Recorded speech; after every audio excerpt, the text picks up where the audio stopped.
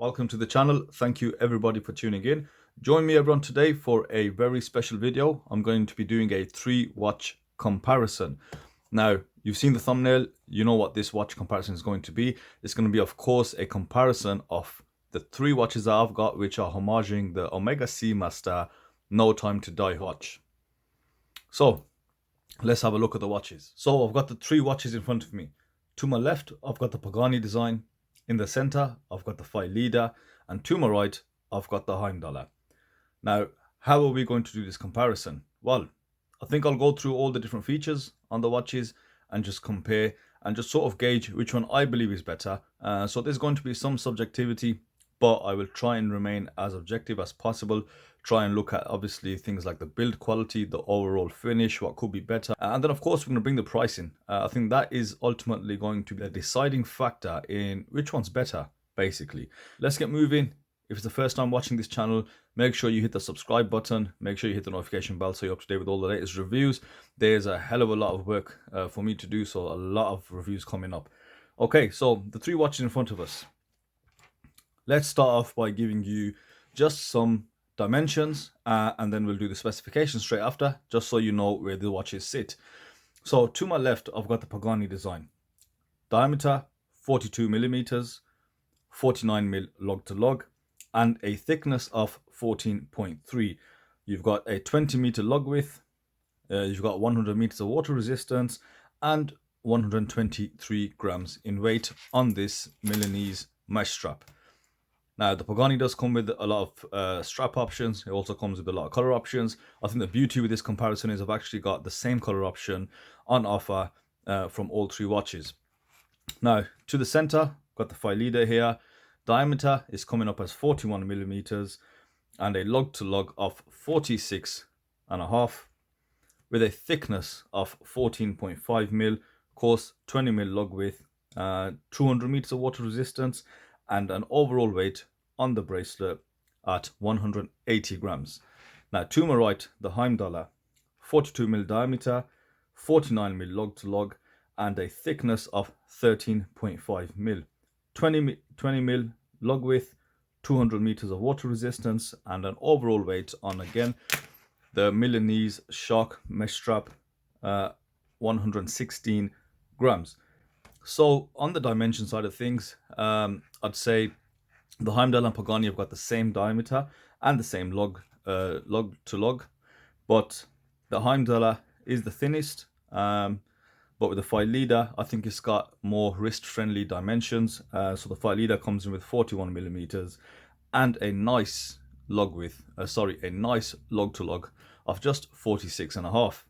The other biggest difference is, of course, the weight, and we'll talk about why the Heimdallr is, a lot lighter than both these watches when we talk about specifications. Now, okay, moving on to specifications. Now, they are very similar in terms of specs. So they all have sapphire crystal. They've all got stainless steel cases, except the Heimdallr, which is made out of titanium. They all come on these stainless steel straps or steel mesh straps. They all run automatic movements. So on the Pagani, you've got the Seiko Epson NH35 movement.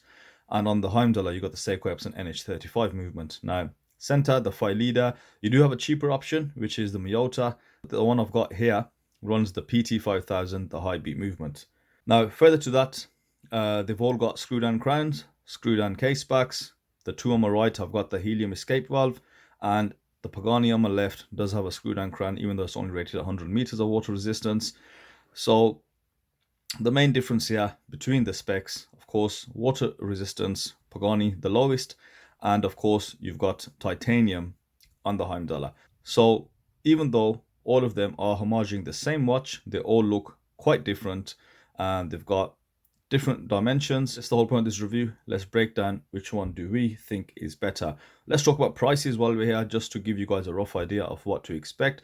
The Pagani to my left is around 100. So on some stores, 104, with the sales around 92. So let's just even that out at £100, which is about $140. The Phylida, the Miyota option, as mentioned, it is cheaper, but the one I've got here, the PT5000, will set you back £130, which is about $180.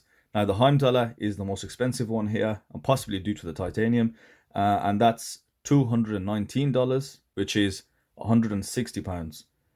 So you've got a bit of a price difference between them, and that roughly averages out to around £35 between them. A $40 difference from there to there, and another $40 difference from the Phylida to the Heimdallr. So $40, around 30 quid. So what do we ultimately get? What's better?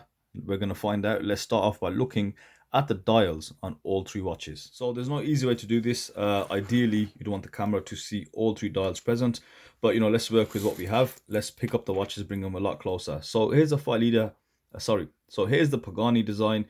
You've got a slightly textured dial in black, applied indices, printing at the 12, at the 6. You've also got these soul style hands, slightly skeletonized, and a lollipop second hand. Date wheel at the 3 o'clock, Japan movement at the 6, ceramic bezel insert, slightly box style sapphire crystal with zero AR coating, but it might have clear AR coating. Now let's put that next to the Phylida. Similar setup, applied hour markers, printed text 12 at the 6. You also got the upwards facing arrow above the 6. You've got slightly better hands on this, more closer to the actual seamaster, and you've got loomed hands, fully skeletonized, chamfered, polished. The red on the second hand. Color match date wheel at the 3 o'clock.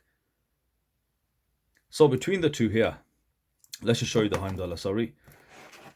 Now on the Heimdallr, aluminium bezel inserts. You've got applied hour markers. You've got the shark logo printed at the 12 o'clock. Text at the 6.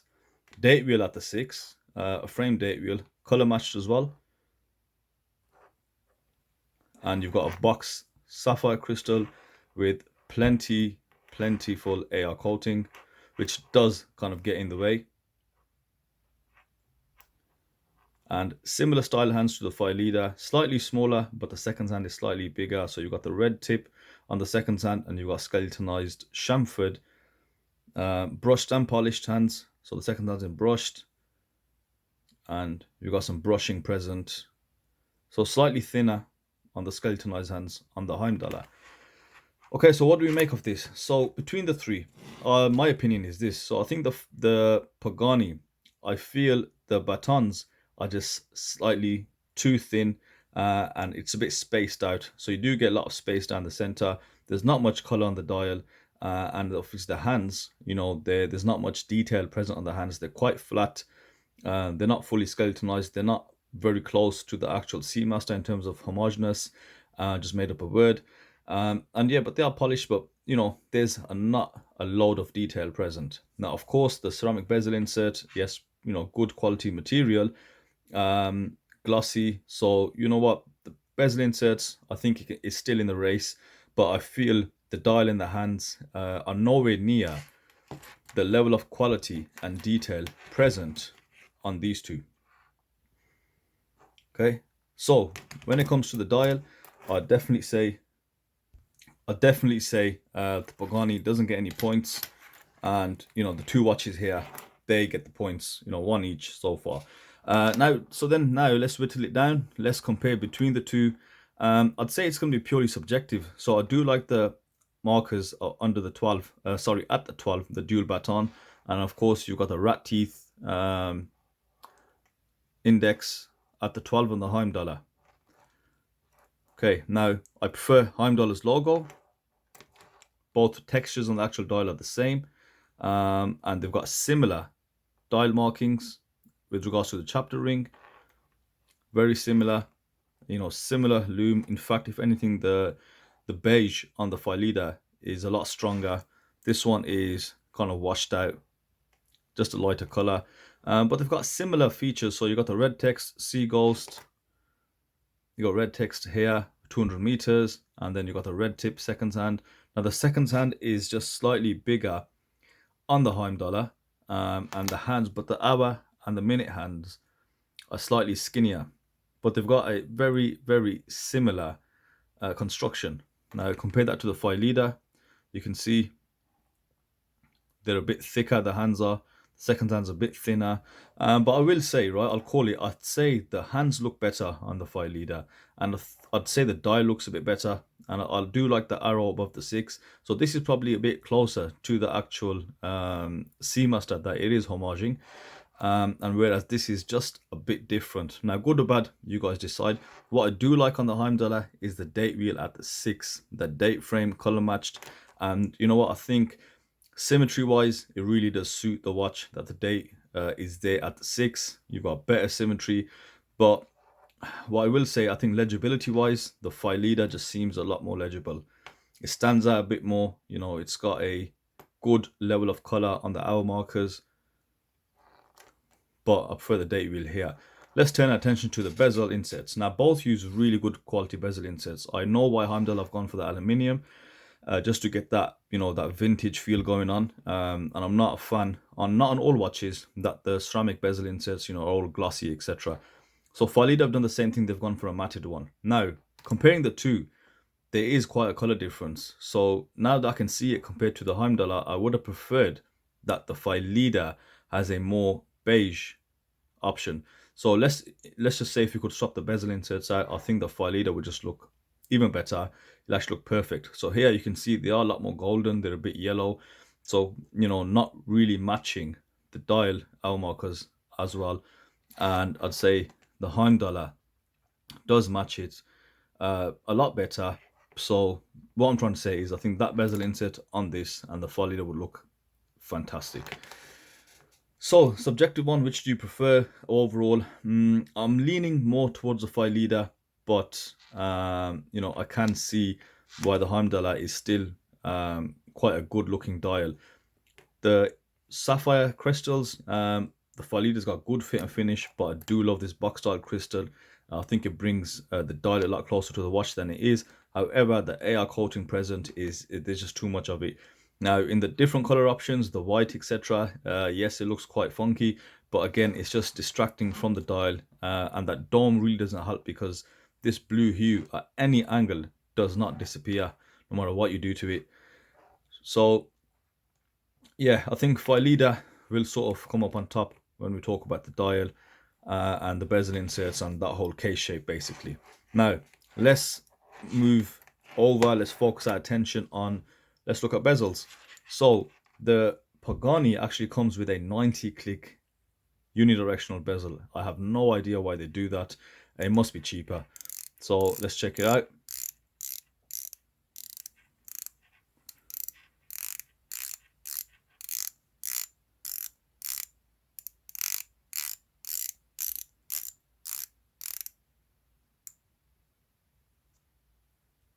Now, the amount of play on this bezel is absolutely diabolical. You can see it's almost 2 clicks. It's the most amount of back play I have seen on a bezel. Now, I don't understand why they've gone for a 90-click one, like I just said.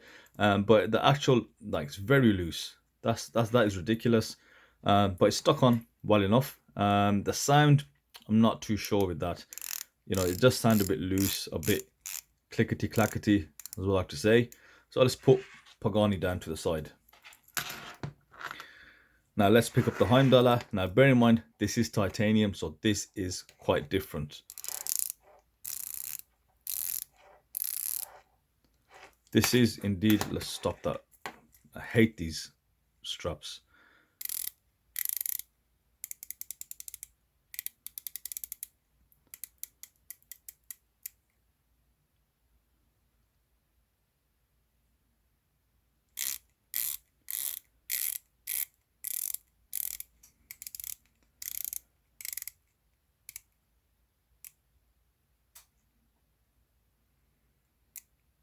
Now the alignment on this Heimdallr is just off slightly, but there's no back play, there's no movement in the bezel, but as you heard, it just sounds a bit like a pepper grinder, and that is unfortunately due to the titanium. Yeah, because the bezel's thin as well, so you don't really have that much thickness in the material. Yeah, so it's a bit thin. It can get a bit awkward rotating the bezel. So, you know what, not much of a fan there. Yes, I'm trying to give it some credit you know, some understanding with the fact that it is titanium, but it's just not doing it for me. Now let's go to the Phylida. That's a lot better. 120 click unidirectional bezel.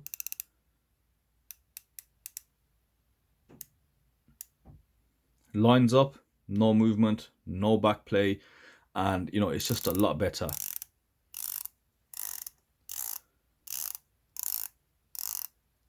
Yeah, that's definitely a lot better. So bezel round, clear winner is Phylida for me. Heimdallr coming at second. Pagani doesn't even step on the board, to be honest. Now with the Heimdallr, there's one thing with the bezel, you do get much better grip on the actual bezel, just due to the way it's been made. You know, the scalloping here is just giving you just that better grip.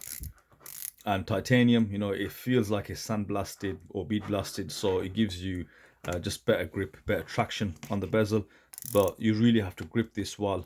But if you got greasy fingers, then yeah, it's going to be quite difficult to turn this. So let's now go across. Let's look at the lume between all three watches. Now, looking at the lume, they're all pretty poor. That's because it's that old radium style vintage lume. So it's a very poor C3. It's quite dull, but surprisingly, the Pagani is actually looking like it's the brightest between the two. So the Pagani's on the left. I've got the Heimdallr in the center. The hands are significantly brighter than the actual dial. And then you've got the Phylida, where it's a bit more even. The pips slightly stronger on the Phylida. The pips just at this 5 o'clock mark. But yeah, surprising for Pagani. You know, they normally have very poor lume, but in the initial review as well, it just looked quite a lot brighter. Now, second, yeah, well, I'd say Pagani first, then second is possibly Phylida, and third would be Heimdallr. But it's very close between the Heimdallr and the actual Phylida. Let's give them a little boost, and let's just check some kind of longevity. So right, I'm going to leave it here. I'll speed up the video. Let's see which one gets the dollar the quickest, I suppose.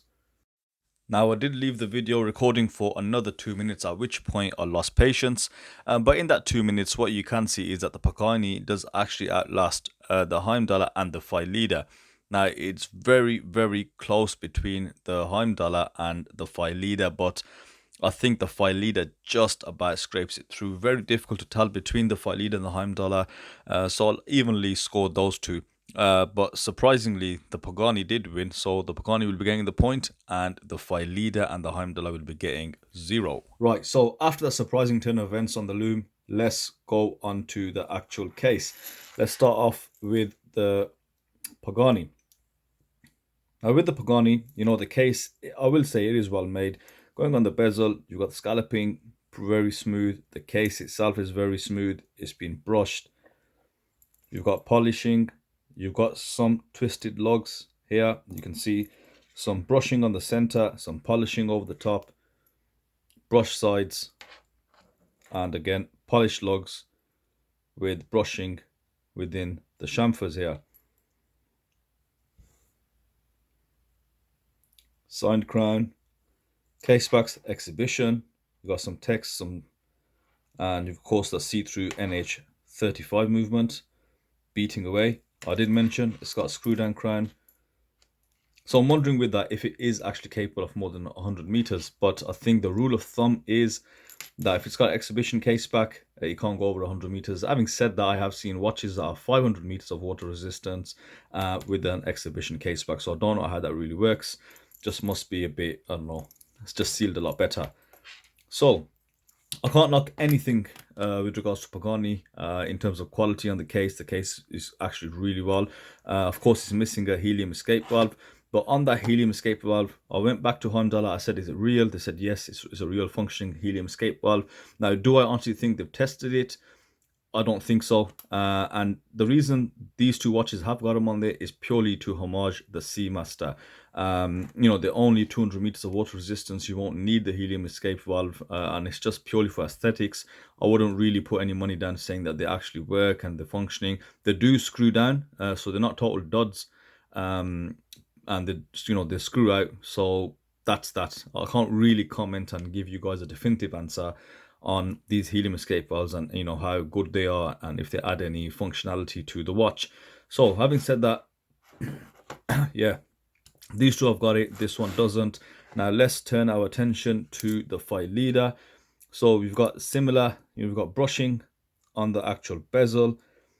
Now the bezel itself looks quite a lot similar to the actual Pagani. Almost, I'd say almost identical. And also the finishing on the case is very similar. So we can see the twisted lugs. We've got the brushing on the inside. Now the amount of twisting present is very similar between both watches. Okay, you've got a similar type of finish on the sides of the case. You've got a similar curve. The curve obviously here, there's a more of a point on the Pagani and not so much on the Phylida. But, you know, similar features, similar transitions, no signage on the crown, and you've got a plain case back. Now, in this instance, with the name Phylida, you know, I'm more than happy that, you know, the crown and the case back is unsigned. But yeah, going back to transitions, it is more or less the same as the Pagani. Wherever there's brushing on the Pagani, there's brushing here, and wherever there's polishing present on both watches. Now we bring the Heimdallr in. I think this is the most different case. First and foremost, you'll see the lugs here. You've got a wider chamfer, so they look more twisted. That makes sense.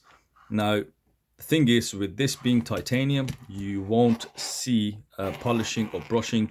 You'll see, if anything, a similar sort of finish across the whole watch. So let's just compare cases.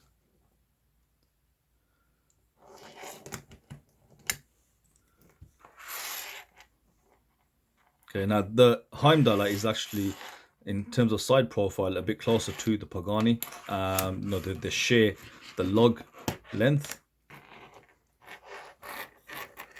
but you can see some brushing on the side.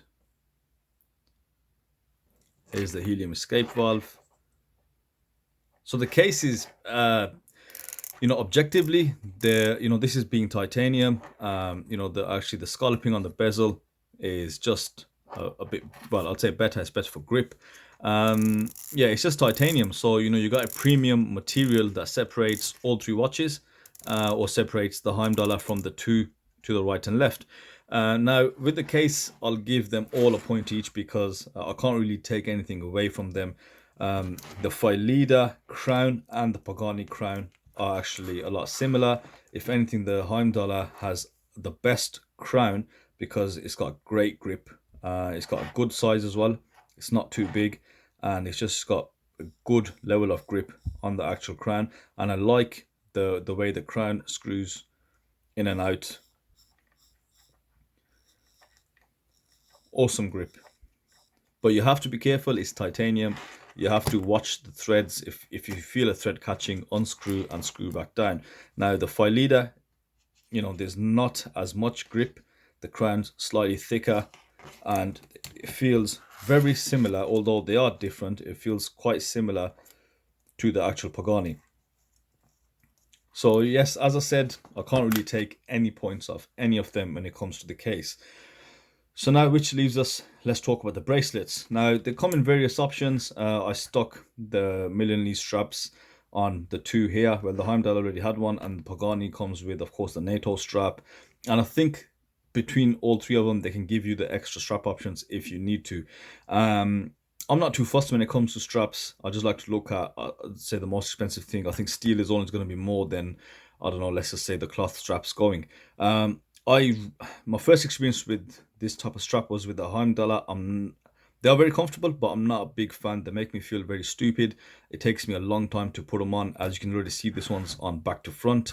So yeah, these kind of just, they get away from me, if I was to be honest. So they are quite different. There's actually a lot more detailing and personalization on the strap. With the Heimdallr, you've got this funky looking milled clasp with the Heimdallr logo. So this strap here is better than the one on the Pagani. The Pagani is just a standard mesh strap that you can just buy from anywhere on AliExpress. But the star here for me is the Phylida. Solid end links, screw-in links, a very nice, very well done clasp. Of course, as I mentioned, with the diving extension, let's get it out, which functions, right? It's well made. So positive clicks, positive, nice spring action there. You know, good amount of detailing present on the actual bracelet. You cannot knock it. Brushing, polishing, and the bracelet just feels really, really good. It's not often that way I'm impressed by bracelets from offerings on AliExpress, but as of late I have seen a few watches which are very, very impressive. So for the bracelet, clear winner for me is the Phylida.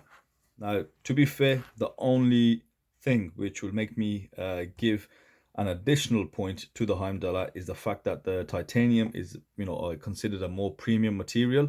So I'll give them a point to actually acknowledge and distinguish the fact that this is indeed titanium.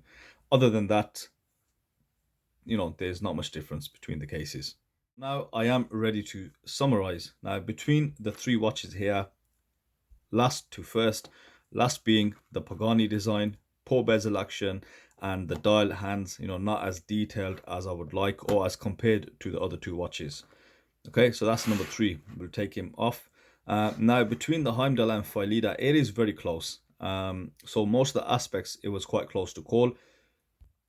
They were evenly matched when it came to the dial, evenly matched when it came to the lume. But what separated them was the bezel action.